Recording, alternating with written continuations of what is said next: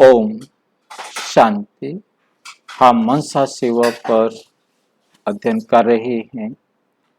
Master सर्वशक्तिवान का आज 10वां पॉइंट है।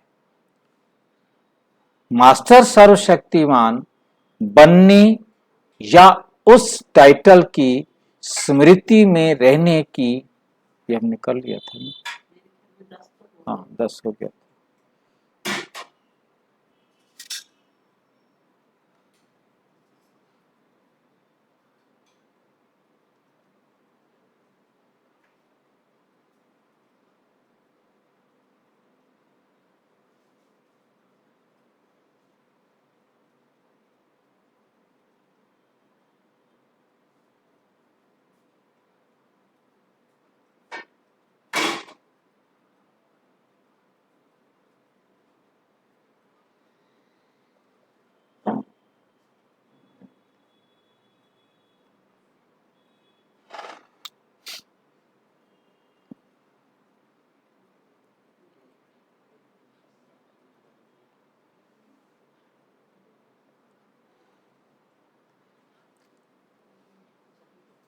मनसा सेवा मास्टर सर्वशक्तिवान का हम 11वां पॉइंट करने जा रहे हैं।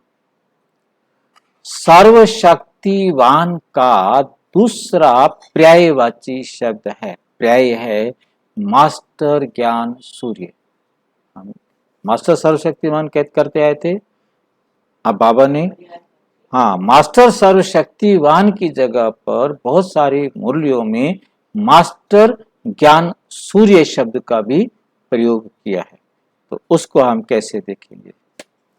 मास्टर सर्वशक्तिवान, बाबा ने मुरली में कहा, मास्टर सर्वशक्तिवान अर्थात मास्टर ज्ञान सूर्य।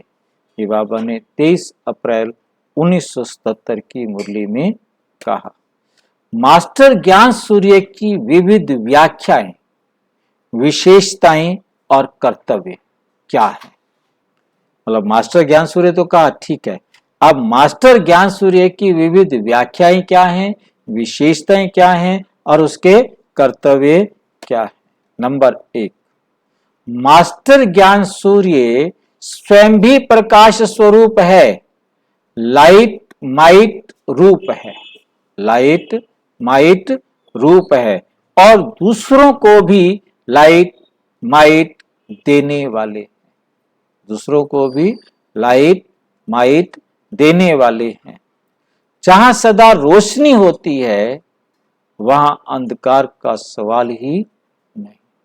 और जहां ज्ञान आ गया, जहां रोशनी हो गई, तो वहां फिर अंधेरा होने का मतलब ही नहीं। अंधकार हो ही नहीं सकता। जब ज्ञान सूर्य आप कौन हो, मास्टर ज्ञान सूर्य, फिर आपके जीवन में अंधेरा हो ही नहीं सकता। ये बाबा ने 18 फरवरी 1993 को कहा। नंबर 2, जैसे सूर्य का काम है कीचड़े को भस्म करना, अंधकार को मिटाना, रोशनी देना, तो इसी रीति मास्टर ज्ञान सूर्य अर्थात मास्टर ज्ञान सूर्य है ना, अर्थात व्यर्थ कीचड़े को समाप्त करने वाले, अर्थात अंधकार को मिटाने वाले, तब हम मास्टर ज्ञान सूर्य है ना। यदि हम अपने किचड़े को, व्यर्थ को निकाल नहीं रहे, हम किस बात के मास्टर ज्ञान सूर्य। कहते रहने से तो हम मास्टर सर्वशक्तिवान नहीं हो सकते, कहते रहने से हम मास्टर ज्ञान सूर्य नहीं हो सकते। मास्टर ज्ञान सूर्य तब हैं जब हम अपने व्यर्थ के किचड़े को निकाल दें, अपने अंधेरे को मिटा दें। अगर अपनी अज्ञानता के अंधेरे को ही दूर नहीं किया, हम किस बात के मास्टर ज्ञान सूर्य। पता नहीं कैसे हम मंत्र जपने का काम करते रहे। बाबा ने 28 अप्रैल 1982 को ये समझाया। नंबर 3, अपने को ज्ञान सूर्य के बच्चे मास्टर ज्ञान सूर्य समझते हो। अपने को ज्ञान सूर्य के बच्चे मास्टर ज्ञान सूर्य समझते हो। सूर्य का कार्य क्या होता है, अंधकार मिटाना, प्रकाश देना। ऐसे ही आप सभी अज्ञान अंधेरा मिटाने वाले हो ना। कभी स्वयं भी अंधेरे में तो नहीं आ जाते। स्वयं से अंधियारा समाप्त हो गया। स्वयं भी आत्मा ज्योति और प्रकाश स्वरूप है और कार्य भी क्या है? प्रकाश फैलाना। आप प्रकाश स्वरूप हो गए हो तो आपने प्रकाश फैलाना है। अंधकार में मनुष्य आत्माएं भटकती हैं, यहां जाएं वहां जाएं, ये रास्ता ठीक है या वो रास्ता ठीक है, ये स्थान ठीक है या वो है, भटकते रहेंगे। और रोशनी में सेकंड में ठिकाना दिखाई देगा। अब रोशनी कौन देंगे? मास्टर ज्ञान सूर्य रोशनी देंगे ना। तो सभी को रोशनी द्वारा अपना निजी ठिकाना दिखाने के निमित्त हो। भटकती हुई आत्माओं को ठिकाना देने वाले, अगर कोई बहुत समय भटकता रहे और उसको कोई द्वारा ठिकाना मिल जाए तो ठिकाना दिखाने वाले को कितनी दुआएं देगा? वो दुआएं चाहिए। तो आप भी जब आत्माओं को रोशनी द्वारा ठिकाना दिखाते हो, दिखाने का अनुभव कराते हो, तो आत्माओं द्वारा कितनी दुआएं निकलती हैं और जिसको दुआएं मिलती हैं वो सदा आगे बढ़ता जाता है।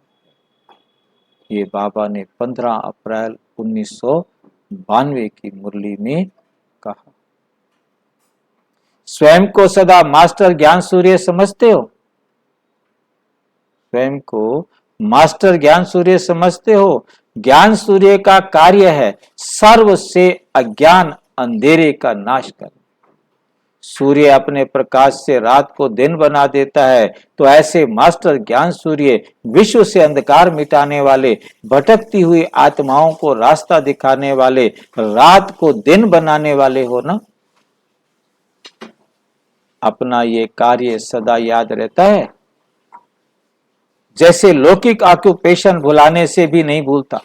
जो ऑक्यूपेशन करता है उसको कभी भूलता है क्या? याद रहता है ना। वो टीचर है, डॉक्टर है, दुकानदार है, जो भी है, नर्स है, जो भी काम कोई करता है उसको अपना प्रोफेशन याद रहता है ना। तो आपको अपना प्रोफेशन याद है ना, भुलाने से भी नहीं भूलता है। वो तो एक जन्म का विनाशी कार्य, विनाशी ऑक्यूपेशन, और ये है सदा का ऑक्यूपेशन कि हम मास्टर ज्ञान सूर्य हैं। हम कौन है? मास्टर ज्ञान सूर्य हैं। तो सदा ये अविनाशी ऑक्यूपेशन या ड्यूटी समझ अंधकार मिटाकर रोशनी लानी है। इससे स्वयं भी अंधकार समाप्त, प्रकाश होगा, क्योंकि रोशनी देने वाला स्वयं तो प्रकाशमय ही हो जाता है ना। आप जब अंधेरा दूसरे का हटाओगे तो आपका भी तो अंधेरा हटेगा ना। अब हम आपके साथ मुरली की चर्चा ना करें, ये पॉइंट की चर्चा ना करें, मेरे सामने ये रोशनी आए क्या? मुझे समझ में आए क्या? यदि सुनने वाले ना बैठे हों, उनके साथ चर्चा करने वाले ना बैठे हों, कहें कि 15 मिनट में मुरली पूरी कर दो, तो फिर कहाँ ये मंथन हो सकता है? कहाँ समझ में आ सकता है? नहीं समझ में आ सकता। स्वयं तो प्रकाश में हो ही जाता है। तो ये कार्य सदा याद रखो और अपने आप को रोज चेक करो कि मैं मास्टर ज्ञान सूर्य प्रकाशमय हूं। जैसे आग बुझाने वाले स्वयं आग के सेक में नहीं आते, ऐसे सदा अंधकार दूर करने वाले अंधकार में स्वयं नहीं आ सकते। तो मैं मास्टर ज्ञान सूर्य हूं, ये नशा व खुशी सदा रहे। ये बाबा ने 3 दिसंबर 1984 को सुनाया। नंबर 5, सूर्य क्या करता है? अपनी किरणों द्वारा विश्व को रोशन करता है। तो आप सभी भी मास्टर ज्ञान सूर्य बन सर्व शक्तियों की किरणें विश्व में देते रहते हो। सारे दिन में कितना समय इस सेवा में देते हो? ब्राह्मण जीवन का विशेष कर्तव्य ही ये है। बाकी निमित्त मात्र ब्राह्मण जीवन व जन्म मिला ही है विश्व कल्याण के लिए। ये ब्राह्मण जीवन मिला किस लिए है? हम ब्राह्मण बने किस लिए? विश्व कल्याण के लिए। तो सदा इसी कर्तव्य में बिजी रहते हो। जो इस कार्य में तत्पर रहते होंगे वो सदा निर्विघ्न होंगे। वो सदा निर्विघ्न होंगे। विघ्न तब आते हैं जब बुद्धि फ्री होती, जब बुद्धि खाली हो। क्या कहा है बाबा ने? विघ्न तब आते जब खाली बुद्धि बैठी हो ना। खाली बुद्धि, खाली हाथ शैतान का घर, दिमाग शैतान का घर। बुद्धि कहो, दिमाग कहो, हाथ कहो, जो मर्जी कहो, सदा बिजी रहो, सदा बिजी रहो तो स्वयं भी निर्विघ्न और सर्व के प्रति भी विघ्न विनाशक। विघ्न विनाशक के पास विघ्न कभी आ नहीं सकता। 6 नवंबर 1981 को बाबा ने ये कहा। नंबर 6, सूर्य का काम है अंधकार को खत्म करना। तो आप सब मास्टर ज्ञान सूर्य अर्थात चारों ओर का अज्ञान समाप्त करने वाले हो ना। सभी इसी सेवा में बिजी रहते हो या अपनी व प्रवृत्ति की परिस्थितियों के झंझटों में फंसे रहते। सूर्य का काम है रोशनी देने, इस कार्य में बिजी रहना। चाहे प्रवृत्ति में रहो, चाहे कोई भी व्यवहार में हो, चाहे कोई भी परिस्थिति सामने आए, लेकिन सूर्य हर जगह क्या करेगा? रोशनी देने के कार्य के बिना रह नहीं सकता। आपने भी हर जगह क्या देनी है? रोशनी। वहां उस समय उन आत्माओं के बोल में, व्यवहार में, चर्चा में जहां अंधेरा हो वहां रोशनी करो। सोचो कैसे रोशनी करनी। हमें कोई बल्ब तो चलाना नहीं है, हमारे पास तो वही ज्ञान की बातें गिनी चुनी, वही इंजेक्शन है, वही सबको लगाने। तो ऐसे मास्टर ज्ञान सूर्य हो या कभी उलझन में आ जाते हो, आपका पहला पहला कर्तव्य है ज्ञान की रोशनी देना, ज्ञान की रोशनी देना। ये बाबा ने कहा 10 दिसंबर 1987 को। 7वां विषय है सूर्यवंशी अर्थात सूर्य समान मास्टर सूर्य हो। अपनी शक्तियों की किरणों द्वारा किसी भी प्रकार का किचड़ा अर्थात कमी व कमजोरी है तो सूर्य का काम है सेकंड में किचड़े को भस्म करना, सेकंड में किचड़े को भस्म करना, ऐसा भस्म कर देना जो नाम रूप रंग सदा के लिए समाप्त हो जाए। जैसे शरीर को अग्नि द्वारा जलाते हैं तो सदा के लिए उसका नाम रूप रंग क्या हो जाता है? समाप्त हो जाता है। तो भस्म करना अर्थात भस्म बना देना, राख को भस्म भी कहते हैं। तो सूर्यवंशी का ये कर्तव्य है ना सिर्फ अपनी लेकिन औरों की कमजोरियों को भी भस्म बना दे। मुसीबत नहीं, अपने अपने तक तो चलो ठीक था, हम अपने अपने कमजोरियों को भस्म करें। तो ये जब कह देता ना बाबा, अच्छा पहले हम औरों की करें फिर अपने हो जाएंगे, दोनों काम इकट्ठे हो जाएंगे। ठीक, ये है ज्ञान की समझ आ जाए तो हम इस ज्ञान को प्रयोग करेंगे। हम इंतजार नहीं करें, हम सेवा में लग जाएं। जब हम औरों के भी भस्म करने में सहयोगी बनेंगे तो अपना भी भस्म हो जाएगा। ये बाबा ने 23 अप्रैल 1977 को कहा। नंबर 8, सूर्यवंशी अर्थात ज्ञान सूर्य की स्टेज। हम सूर्यवंशी हैं, तब है सूर्यवंशी जब ज्ञान सूर्य की स्टेज हो। सूर्यवंशी कब होते हैं? सतयुग में। सूर्यवंशी चंद्रवंशी त्रेता में। सूर्य का कर्तव्य क्या होता है? सूर्य तो सभी को भस्म कर देता है। सूर्यवंशी स्टेज अर्थात सर्व विकारों को भस्म कर सदा विजयी बनने की स्टेज। ये बाबा ने कहा 21 जून 1972 को। 9वां है कभी भी मनसा में, वाणी में या संबंध संपर्क में, संस्कारों में फेल होने वाले नहीं, फेल होने वाले नहीं। इसको कहते हैं सूर्यवंशी। जो फेल नहीं होते वो कौन होते हैं? सूर्यवंशी। ये बाबा ने कहा 15 नवंबर 1989 को, 10वां। वो यहाँ जिक्र ही नहीं है, यहाँ तो सूर्यवंशी की बात है। सूर्यवंशी हैं सर्वशक्तिवान, सूर्यवंशी हैं सर्वशक्तिवान, और चंद्रवंशी हैं शक्तिवान।